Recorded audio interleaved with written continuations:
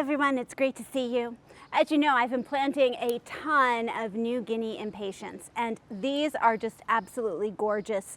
They're that clear, bright pink, the color I was looking for exactly, and they look so pretty. New Guinea Impatiens are resistant to downy mildew, which is really, really good, and they're great for a part shade to shade. So I love them.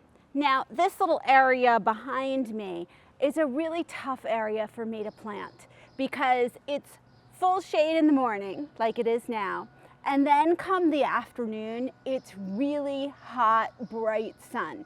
So I've tried New Guinea Impatiens here before, and they look beautiful in the morning, and then by afternoon to evening, they are wilted and look like they're gonna die. I water them, they perk back up for the next morning, and then they look really bad by the afternoon in the hot sun. So this year, I'm trying something different. I'm trying SunPatiens. I have never planted SunPatiens before. They are a hybridized version of your New Guinea Impatiens, so they have that same downy mildew resistance that I'm looking for. However, they can be planted in the shade or the sun, and they're supposed to continue blooming well. Now, if you look at these, they are a different color. I prefer this solid bright color. This was the best that I could find in the SunPatiens, that I think that from a distance it'll be okay. When I look at the comparison of the leaves too, if you look at the underside of them, these have more of a reddish underside than the New Guinea Impatiens, which is fine, just different. And their leaves almost look silky. In fact, if I got close to it, I'd almost say that they had a fake leaf look to them. So it'll be interesting to see how we like them moving on.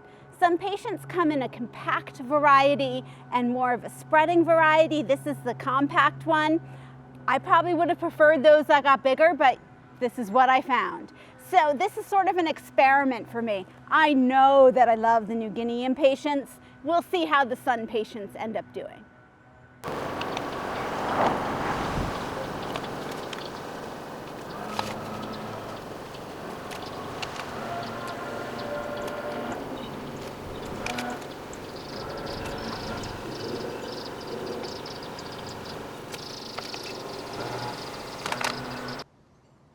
So boy, that took no time at all. I'm telling you, that auger just dug these holes so quickly. It was amazing. And this is a very, very rooty area. We have a lot of trees, we have the rhododendron.